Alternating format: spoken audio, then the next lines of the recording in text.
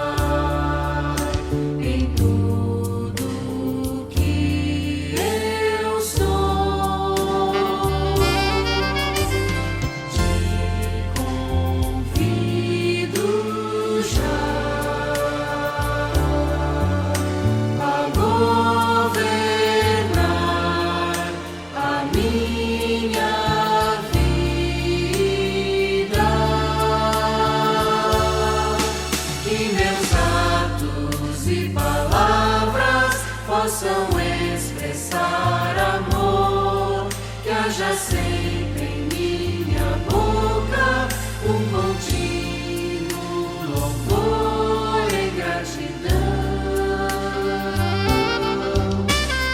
por tua vida em minha vida, por tua vida em minha vida.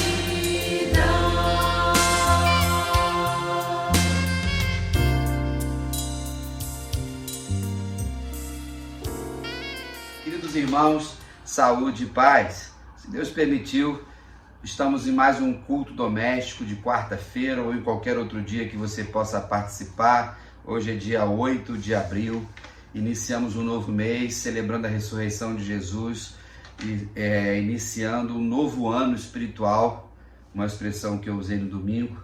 E quando o Senhor nos garante e no exercício da fé, nós podemos viver pequenas ressurreições no decorrer da nossa história e que nós possamos sempre confiar de que Jesus venceu o maior inimigo que a gente tinha, que é a morte, e estamos caminhando para a eternidade ao lado dele. Amém? Quero aproveitar e desejar feliz aniversário para a irmã Lenice, que é aniversariante do dia, que o Senhor possa continuar abençoando a senhora, minha irmã, Nós sabemos das suas lutas nesses últimos 2 anos com a saúde, mas estamos em oração, sempre à disposição de vocês, e que Deus renove as forças de vocês aí, irmão Elcio também, e juntos a gente vai caminhando sempre na dependência do Senhor.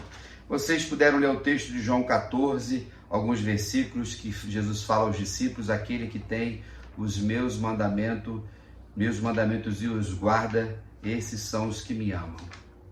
Então, irmãos, guardar significa obedecer. E assim a gente precisa trilhar esse caminho com o nosso Senhor. Vocês adoraram o Senhor cantando: o Senhor, ó Senhor, vem me dirigir, e tua vida em minha vida. Nesta noite, ou nesse dia, eu gostaria de pegar uma carona com a aeronave, ou a nave espacial, melhor dizendo, Artemis II, que está aí no espaço com 4 astronautas fazendo o trajeto mais longo que seres humanos já fizeram em torno da Lua. E depois de 1969, nunca mais ninguém voltou. E eles passaram por um lugar que seria a parte oculta da Lua, a parte escura, onde ninguém nunca tinha visto. E eles registraram, você deve estar vendo as fotos, e aí eu provoco já a sua reflexão. Existe algum lugar na sua vida que está oculto, uma face oculta de você? Algum lugar em que o sol da justiça ainda não está presente? Então, nesta noite, nesse encontro aqui, minha oração é para que todos nós possamos ter uma vida iluminada pelo Espírito Santo e não ter nenhum cantinho da nossa alma que ainda não tenha o senhorio de Cristo. Então nós precisamos, no caminho do aperfeiçoamento, não permitir que nenhum pecado doméstico continue, algum vício, algum hábito, mas que a cada dia, nessa ação do Espírito Santo em nós, a nossa vida possa ter essa claridade que vem da luz de Cristo, que é a luz do mundo. Amém? Estamos acompanhando a tecnologia que se desenvolve e brevemente, segundo eles, estarão na Lua novamente. E diante da capacidade do ser humano, nós vamos perceber que em todo tempo os povos foram buscando conhecer novos lugares. No nosso caso, nesse tempo do final do século XX e o XXI, saiu-se do planeta. Mas antes disso, desde que Deus criou o mundo, Ele colocou dentro do coração do ser humano uma inquietude. O ser humano, ele é curioso, ele é empreendedor. E se nós chegamos até o dia de hoje, no século XXI, depois de Cristo, nós temos aí outros milhares de anos para trás, nós vamos ver como que as culturas, como que os povos, quando não eram nem nações, elas iam em busca do desconhecido. Ou muitas vezes recebiam o desconhecido chegando. E nesse movimento existiam conflitos, existiam guerras, existiam negociações, existiam alianças, existiam pactos. E isso até o dia de hoje. Nós vivemos num mundo que está em guerra e estamos vendo aí a situação que envolve Estados Unidos, Israel com o Irã, essa brigalhada toda, e ainda tem 4 anos da Rússia com a Ucrânia e tantos outros movimentos de destruição. Porque esse mesmo ser humano, ele é beligerante, ele é bélico. Melhorou muito quando a civilização, digamos assim, foi tomando forma e cada nação, cada lugar foi sendo administrada por determinados povos.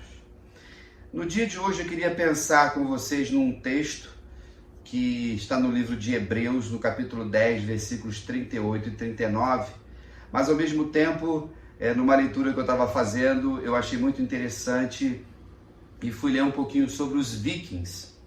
Você já deve ter visto filmes com eles, você já deve ter visto uma série famosa aí sobre os vikings, ou você já foi numa hamburgueria chamada Viking, que eles fazem um hambúrguer lá gourmet, artesanal muito bom, e aqui na Tijuca tem um e de vez em quando eu vou lá.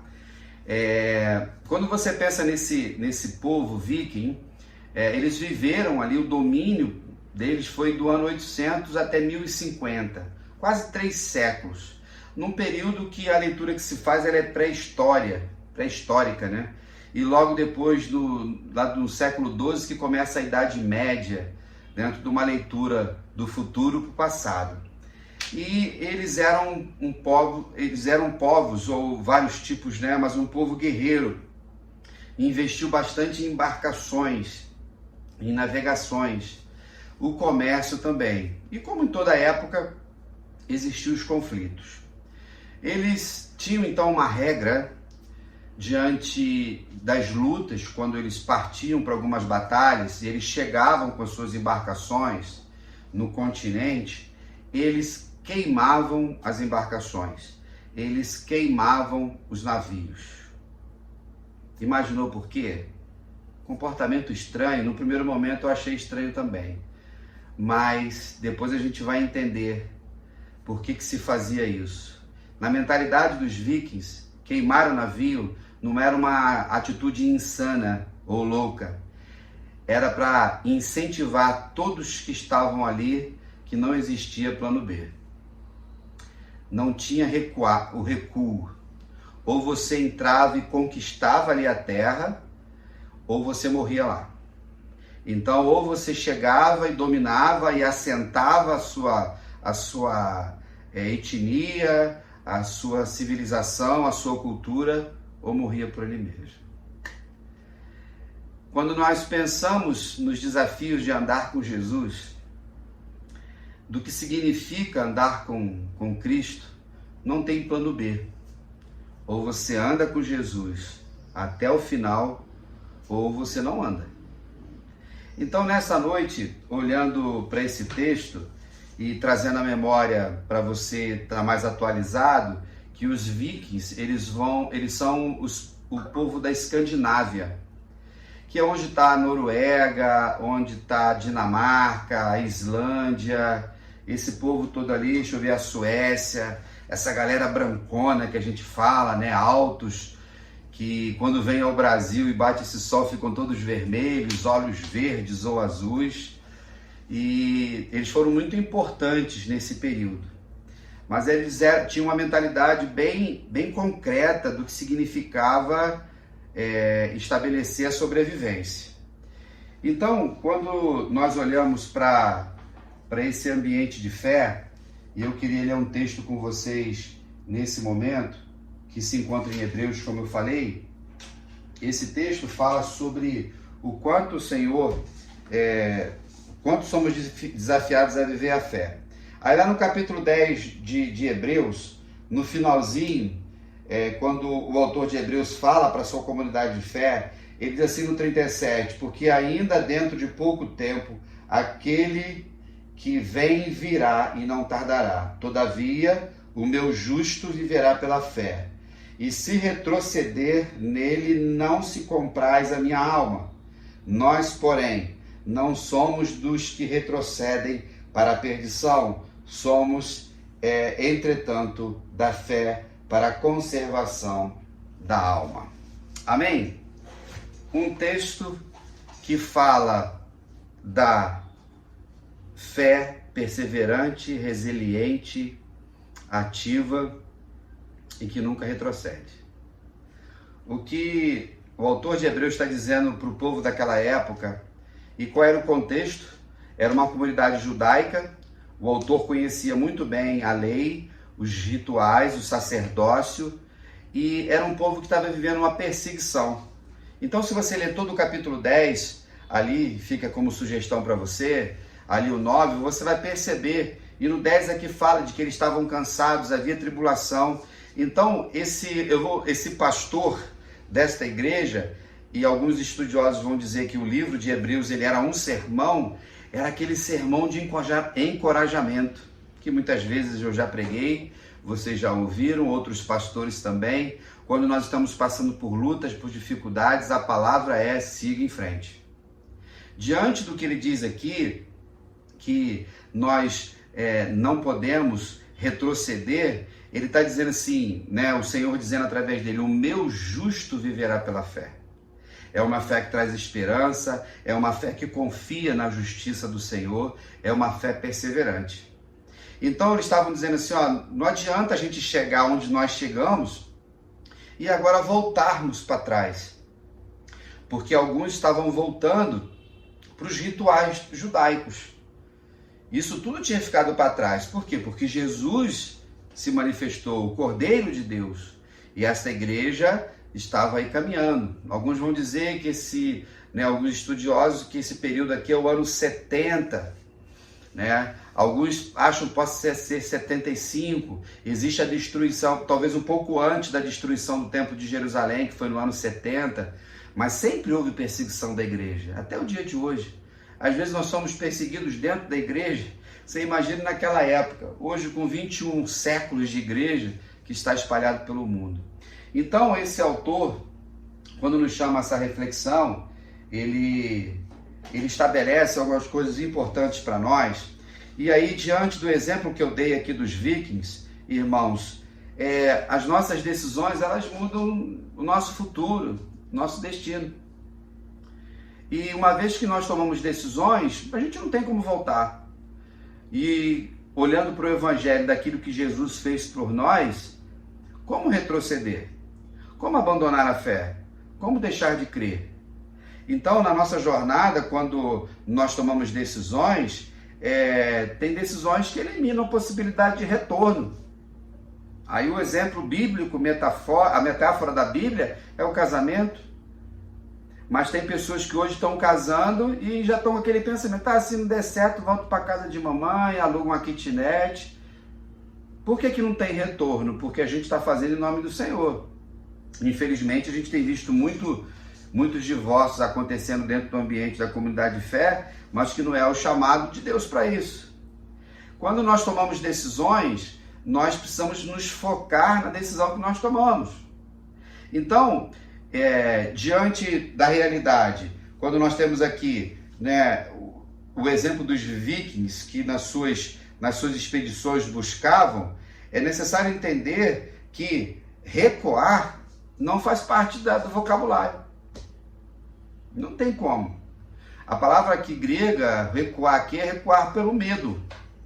Eu vou deixar de servir Jesus porque me ameaçaram me demitir? Se alguém chegar no seu trabalho e falar assim para você, você vai ter uma promoção no seu trabalho, mas tu não pode mais falar de Jesus, e abandona esse Jesus. Vai abandonar? Não tem como. Então, vou deixar de viver o evangelho porque vão processar a gente. Nós pastores estamos vivendo situações difíceis. Eu tenho falado para vocês, já que a gente agora prega gravando, a gente prega o evangelho para tantas pessoas. Hoje, se você falar alguma coisa dentro da igreja e você está falando para a sua comunidade de fé, se alguém gravar, dá processo, dá isso, aquilo, outro, é o risco. Aí a gente vai deixar de falar sobre pecado? Nós vamos deixar de profetizar o céu? Vamos deixar de falar sobre inferno, porque inferno é discurso de ódio? Tudo isso que eu tenho pontuado com vocês. Então, irmãos, o recuar não faz parte do nosso vocabulário, correto? Mas acontece que parece que em algum momento existe um processo de abandono, de recuo. E nós precisamos tomar muito cuidado sobre isso. E aí significa diminuir o fogo, esfriar as convicções, manter uma aparência, mas perder a ousadia, né? Recuar de algumas coisas, que às vezes esse recuo, você nunca vai viver grandes situações. O Evangelho, então, a pessoa de Jesus e tudo que ele fez, vai nos conduzir a não recuar nunca. Acabamos de celebrar a ressurreição. Você imagina se Jesus tivesse recuado? Você imagina se lá no jardim, lá no Getsemane, na madrugada de quinta para sexta, desse um medinho em Jesus e ele metesse o pé? falasse para o Senhor, ó, Senhor, não estou preparado, estou com crise de ansiedade, eu estou com a pressão alta, eu estou com a diabetes não sei o quê, eu ainda quero aproveitar, eu queria sair aqui de Jerusalém, gostaria de conhecer a Europa. Imagina esse diálogo surreal. Então, aquele que é o dono da igreja, é o nosso dono, ele não recuou, não tinha plano B para Jesus. Não tinha plano B, aleluia por isso. Quando nós olhamos pessoas aí que abandonaram a fé, eles nunca conheceram Jesus. Eles nunca experimentaram um novo nascimento. E por isso estão em outros lugares. Então, quando nós vamos trilhando nesse caminho, nós vamos perceber que quando a gente não queima os navios, a gente vai abrindo concessões. Abre concessões na família, abre concessões na igreja, abre concessões no trabalho. E aí é um desafio para todos nós. Hoje nós vivemos, mais do que em qualquer outro tempo, a adaptação do Evangelho, ressignificando coisas. Por quê? Porque líderes e pastores querem ver os seus auditórios cheios. Auditório cheio dá poder, dá muito dinheiro, dá muita fama e uma falsa sensação de que o Senhor está salvando muita gente. Lembre-se que Jesus sabe quem vai ser salvo porque Ele que vai salvar. Nós não sabemos. O que sabemos é que nós cremos que o Senhor nos salvou. E porque Ele me salvou pela graça, Ele me deu um dom, eu prego o Evangelho para salvar outros, assim como você também. Então, nessa nossa caminhada aqui, Ele está dizendo ao povo que está lá entre os hebreus, que você não tem como se adaptar. Você não tem como se acostumar. Então Ele diz, o meu justo viverá pela fé. Irmãos, a fé não pode ser uma emoção, né? A gente tem cultos, o culto é sempre um culto em espírito e em verdade. Nós temos a sensação que alguns cultos parece que foram mais espirituais, mais festivos, com mais unção. Aí a gente diz assim, nossa, como o culto foi maravilhoso esta manhã. Será que Deus aceitou? Ou porque os hinos foram bem tocados, o coral cantou muito bem, o ministério de louvor estava afinadíssimo. Enfim, nós começamos a fazer cálculos meio que matemáticos dentro da nossa tabelinha de qualidade, mas esquecemos se o nosso coração estiver recuando, a nossa adoração não existe. Então o autor de Hebreus, ao falar à igreja que se reunia ali em Jerusalém, e eram compostas falava aos hebreus, era o povo de Deus ali, e com muita dedicação. Você vai perceber que o autor de Hebreus, ele conhecia muito o Antigo Testamento, e ali depois no capítulo 11, para incentivar as pessoas, encorajar as pessoas a não voltar para o navio, a tacar fogo no navio, vem lá a galeria da fé. Pela fé, né, Abraão, pela fé Moisés, pela fé Davi, pela fé os profetas, pela fé, pela fé. O texto diz que o meu justo viverá pela fé. É aquele que é salvo por Jesus. Que justo é esse? Que foi justificado por Jesus na cruz. Que se tornou justo porque Jesus o tornou justo. Aleluia por isso. É o meu justo, aquilo que Jesus está dizendo para você hoje. E nós que somos então justificados pelo Senhor, a gente vai marchar para frente sempre, vamos sempre avançar, a perseverança, a coragem, a resiliência. Não tem esse negócio de medinho de nada e de ninguém. A gente tem que viver na palavra do Senhor. Então esse compromisso, ele é irreversível, não dá para voltar para um velho padrão, não dá para deixar que algum pecado, né? E aí, irmãos, diante disso, assim como tem a face escura da lua, que eu falei no início, e olhando para a metáfora que eu usei dos vikings, tem algum naviozinho escondido na sua vida?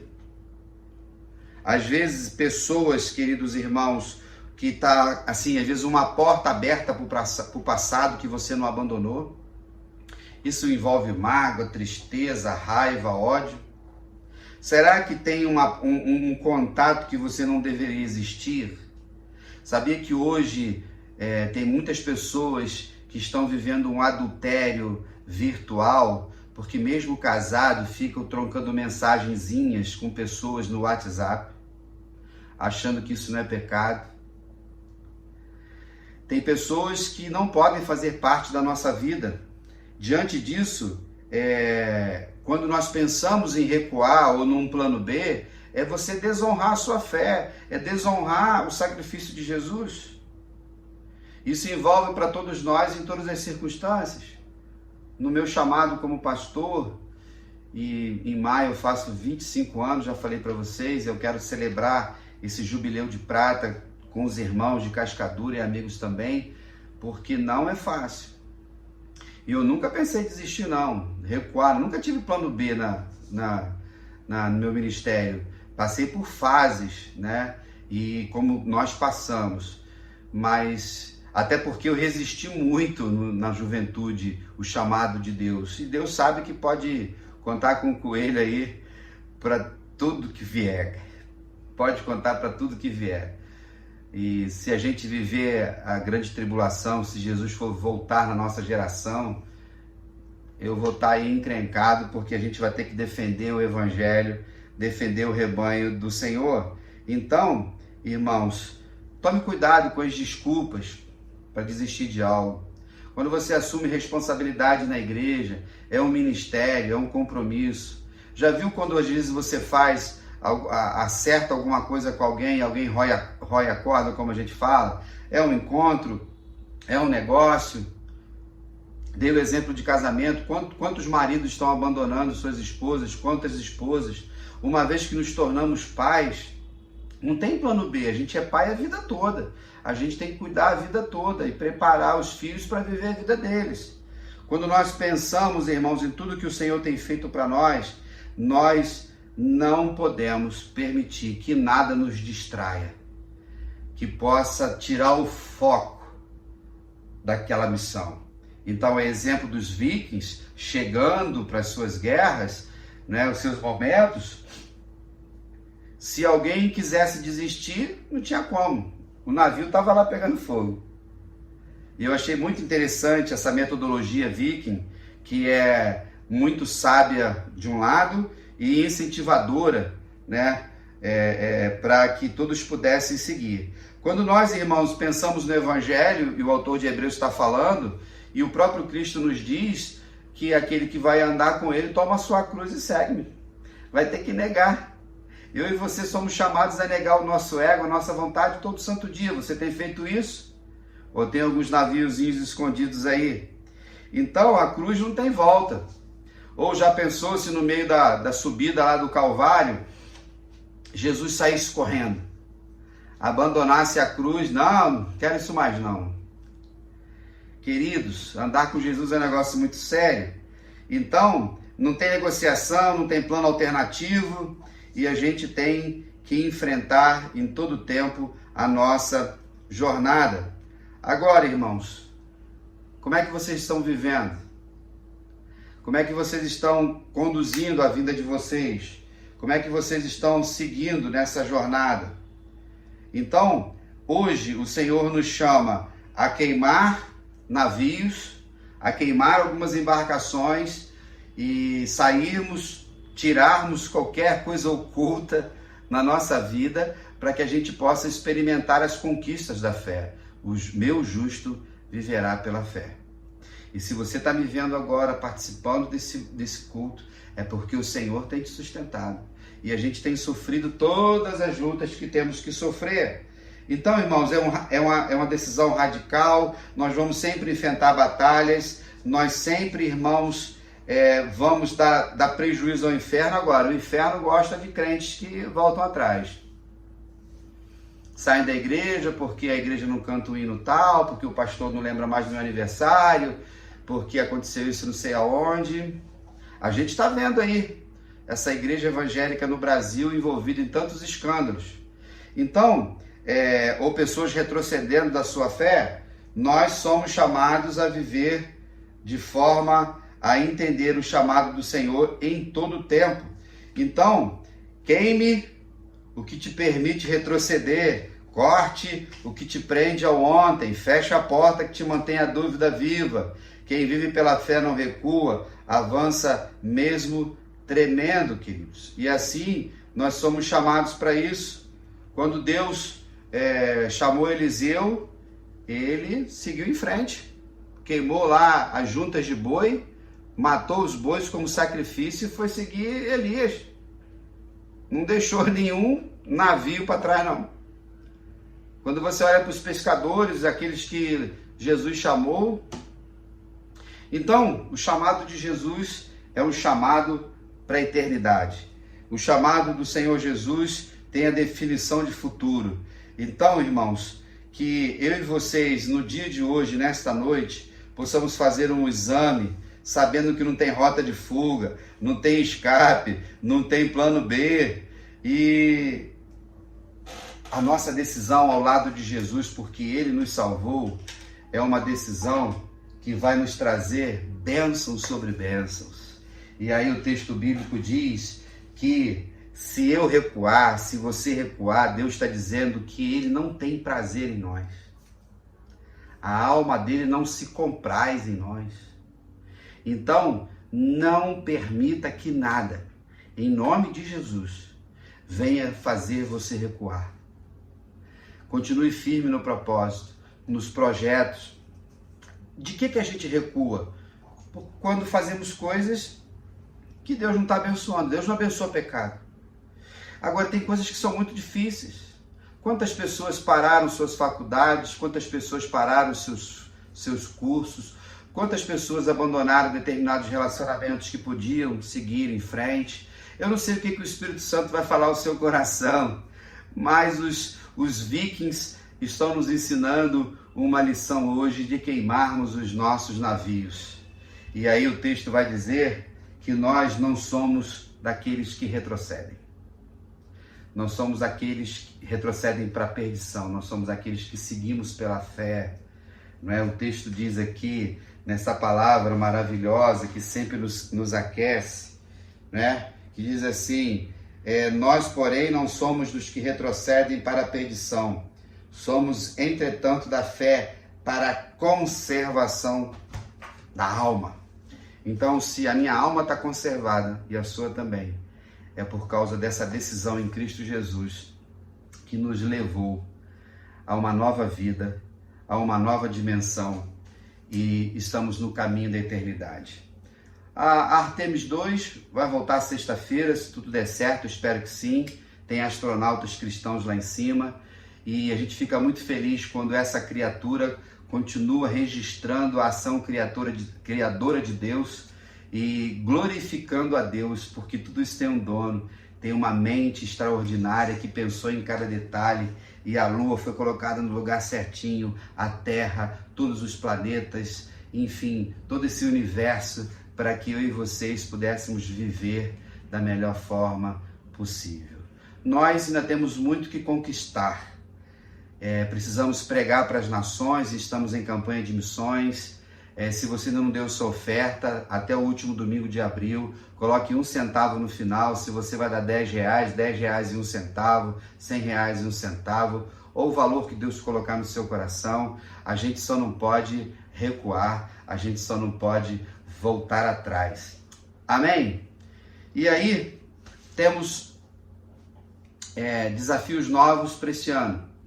Retomamos o Azimuth, graças a Deus. Fizemos uma adaptação no dia, nós fizemos uma pesquisa e o sábado pela manhã ficou melhor. Então, todo sábado, às 9 horas da manhã, o Azimuth estará funcionando, acolhendo os meninos da nossa igreja e também do nosso bairro. Vamos começar uma propaganda, um marketing, para que a gente possa fazer alguns trabalhos lá. No próximo sábado, dia 18 de abril, nós estaremos lá na Cristo de Madureira. Deliberamos, irmãos, ir lá de 3 em 3 meses. Ali do lado é o nosso campo de ação missionária. O irmão Robson está à frente, né, o gaúcho, que coordena a área de missões. Então ele vai fazer desafios. Reserve essa data, na parte da manhã, pertinho de nós. Vocês sabem que a Cristolândia acolhe bastante pessoas, às vezes são 70 pessoas por dia. É para ajudar na comida, no servir, dobrar uma roupa, enfim, lavar uma louça, servir as pessoas. E, se Deus permitir, em maio, nós vamos começar o trabalho com o Ministério Feminino. Dia 17 de maio vamos começar com o Chá das Mulheres. Será todo terceiro domingo do mês, às 16 horas. Quem vai coordenar é a irmã Eliette. Então a gente vai dando a propaganda, fazendo o desafio, o marketing, porque ele é missionário também. E nós temos um espaço bom, nossa igreja é privilegiada, irmãos, numa linda catedral, nós temos quadra, nós temos salas, nós temos espaço gourmet, e esse ano a gente está fortalecendo esses ministérios para alcançarmos outras pessoas para Jesus. Diante disso, eu espero que seu restante de semana seja abençoado. Vamos vivendo um dia de cada vez, em oração sempre, orando, irmãos, pelo nosso estado. Vamos ter uma eleição aí de novo, antes da primeira, e que Deus tenha misericórdia de nós e que possamos eleger novos governantes que venham fazer o básico, que sejam honestos, que sejam dignos e que cuidem do povo brasileiro, que é um povo crente, é um povo trabalhador, é um povo que precisa ser honrado pelas autoridades. Mas sabemos que o Senhor cuida de nós em todo o tempo. E agora a gente termina com um louvor que veio ao meu coração, já que eu falei de barco, solta o cabo da nau. Não deixe que nada te atrapalhe a deixar de viver o melhor de Deus, de viver novos ambientes da fé, subirmos mais degraus da fé. Amém? Um grande abraço, fique na paz e até lá!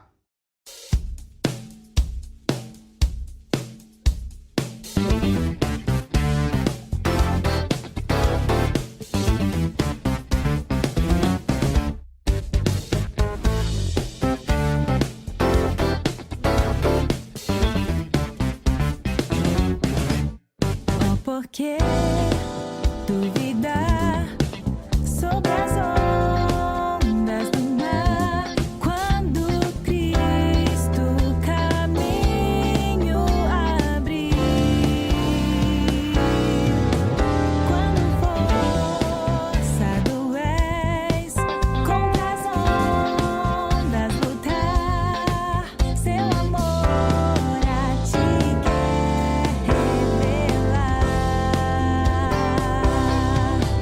Solta o cabo da nau, toma o remo nas mãos e navega com fé em Jesus. Então tu verás que bonança se faz, pois com ele seguro serás.